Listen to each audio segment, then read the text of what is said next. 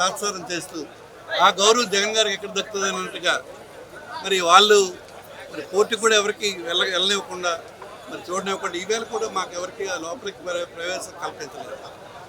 ఏది ఏమైనా మా అంతిమంగా మా నాయకుడు ఏదైతే ఈ ప్రాంతానికి ప్రయోజనం చేకూర్చాలని మరి కోర్టు శాంక్షన్ చేశారో దాని త్వరితగతిన పూర్తయ్యే విధంగా ఉత్తరాంధ్ర నాయకులందరూ కూడా ఈ సమావేశానికి వచ్చి మరి ప్రజలకు కూడా వివరాలన్నీ చెప్పి కోర్టు త్వరితగతిన పూర్తి చేయాలనే ఒత్తిడి ప్రభుత్వం మీద ఇవ్వడానికి ఈవేళ సమావేశం.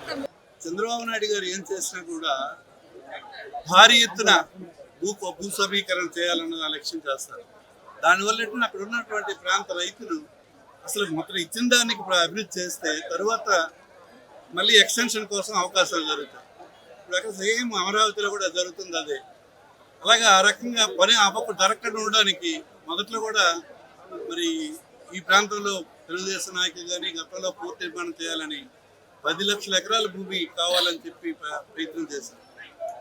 మరి అటువంటిది సాధ్యపడని మాటలు చెప్పి పనులు జరగకుండా చేయడానికే వాళ్ళ తరకు ఆలోచన తప్ప పని సరళీకృతంగా జరగాలంటే ఏం చేయాలని దానికి ఆలోచన చేసి జగన్మోహన్ రెడ్డి గారు కేవలం 3,000 ఎకరాలు సరిపోద్దని చెప్పి మరి రైతుల దగ్గర నుంచి 300 ఎకరాలని రిజర్వేషన్ చేయించి ఏదైతే మన ఫారెస్ట్ ల్యాండ్ ఉందో అది కూడా తీసుకొని సుమారు 1,600-1,700 ఎకరాల భూమిని ఎక్వైర్ చేసి మరి ఈవేళ ఈ పోర్టు నిర్మాణానికి నాంది పలకడం జరిగింది.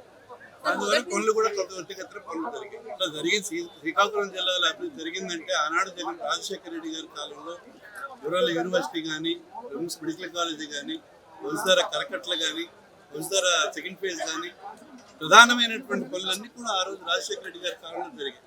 అనంతరం మళ్ళీ జగన్మోహన్ రెడ్డి నాయకత్వం వహించిన తర్వాత మరి పెద్దది అత్యంత ప్రయోజనకరమైనటువంటి మూలపేట పోర్టుని మరి 4,362 కోట్ల రూపాయలతో శాంక్షన్ చేయడం జరిగింది. అలాగే కిడ్నీ వ్యాధులకి ప్రయోజనమైనటువంటి మరి పలాసల ఒక హాస్పిటల్ కట్టడం జరిగింది. మరి ప్రధాన రూట్ అయినటువంటి వాటర్ మరి విరమండలం నుంచి 800 కోట్ల రూపాయలతో ప్యూరిఫైడ్ డ్రింకింగ్ వాటర్ ప్రజలకు అందించే దిశగా ఆ ప్రయత్నం చేయడం జరిగింది. గ్రామాల్లో కూడా సచివాలయ సెంటర్లు కానీ, రైతు కేంద్రాలు కానీ, వెల్నెస్ సెంటర్లు కానీ, నాడు నేడు ద్వారా స్కూల్ అభివృద్ధి కానీ ఇవన్నీ కూడా జగన్మోహన్ రెడ్డి గారి కాలంలో జరిగాయి. ఈవేళ వాళ్ళు చెప్పినవి ఏవి చేయలేక ఎదురు వాళ్ళని ఆపాదించడం, తప్పులుగా చూపించడం అన్నది టీడీపీ వారికి, కూటమి వారికి అలవాటు. అందులో భాగమే ఇదంతా.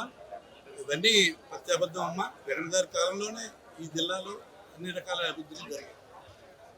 జగన్మోహన్ రెడ్డి గారు శ్రీకాకుళం జిల్లా ముఖ చిత్రం మారుద్దామని ఒక మంచి ఉద్దేశంతో వెనుకబడిన జిల్లాకి ఒక ప్రత్యేకమైన ప్రయారిటీ ఇవ్వాలని ఒక మంచి కాన్సెప్ట్ తో, ఒక మంచి లక్ష్యంతో ఈ జిల్లాకి వెనుకబడిన జిల్లాకి 4,500 crores తో ఒక మూలపేటలో ఒక కోర్టు తీసుకొస్తే ఎంతో మందికి ఎంప్లాయ్మెంట్, అంతేకాకుండా శ్రీకాకుళం జిల్లాకి ముందుకు వస్తుంది మంచి ఉద్దేశంతో, సొంత ఉద్దేశంతో మూలపేట కోర్టు తీసుకోవడం జరిగింది.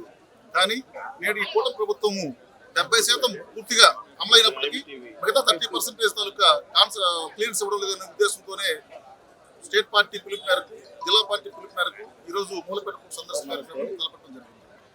కార్యక్రమాన్ని ఎలా చూస్తామని మీరు అడిగితే మాజీ ముఖ్యమంత్రి వర్యులు వైఎస్ఆర్సీపీ పార్టీ అధ్యక్షుడు జగన్మోహన్ రెడ్డి గారు వెనుకబడిన శ్రీకాకుళం జిల్లా అందున సంతబొమ్మాల మండలం ఆర్థిక పురోభివృద్ధి చెందాలి అంటే మంచి కార్యక్రమం చేయాలని కోర్టు ఇచ్చారు. సుమారు 4,362 కోట్లు మంజూరు చేసి 70% పనులు ఆయన ఉన్న టైంలోనే త్వరితగతిన కొనసాగించారు. అయితే ఇప్పుడు ఈ కూటమి ప్రభుత్వం వచ్చి సుమారు 2 ఏళ్ళు అవుతున్నా కానీ మిగిలిన 30% పనులు అంతనాడుగా నడుస్తున్నాయి. ఇందులో రియల్ ఎస్టేట్ బిజినెస్ చేసుకుంటున్నారు, వాళ్ళు కాసులు కక్కుర్తి పడుతున్నారు, ముందుకు సాగనివ్వట్లేదు. తద్వారా అభివృద్ధి కుంటిపడుతుంది. అది ఎంతో ఫ్యూచర్ అంటే భవిష్యత్తును దృష్టిలో పెట్టుకుని, అభివృద్ధిని దృష్టిలో పెట్టుకుని ఏర్పాటు చేసినటువంటి పోర్టుని ఇలా ఎందుకు నత్తనడుగా నడిపిస్తున్నారు? ఇది పూర్తిగా తొందరగా జరిగితే జగన్మోహన్ రెడ్డి గారికి క్రెడిట్ వస్తుందన్న ఉద్దేశంతో దీన్ని అలాగా సీరియల్ కొనసాగిస్తూ దీన్ని ఎలా వృధా చేస్తున్నారు. కాబట్టి ఇమీడియట్ గా దీన్ని నిర్మాణం చేపట్టి ప్రజలకు అందుబాటులో ఉంచాలి. తద్వారా అభివృద్ధికి దోహదపడాలనే ఉద్దేశంతో మేము అందరం కోరుకుంటున్నాం. ఉత్తరాంధ్ర నాయకులందరూ కూడా ఆ విషయాన్ని హైలైట్ చేస్తాం. రాష్ట్ర వ్యాప్తంగా మరి ఇది జగన్మోహన్ రెడ్డి గారు ఇచ్చిన పోర్టు, ఈ కూటమి ప్రభుత్వం చంద్రబాబు నాయుడు గారు ఇచ్చారని చెప్పేసి వాళ్ళు ప్రచారం చేసుకుంటున్నారు. ఏది నిజం అన్నది వాస్తవాలనే ప్రజలకు తెలియజేయాలనే ఉద్దేశంతో ఈరోజు ఈ సభను ఏర్పాటు చేయడం జరిగింది.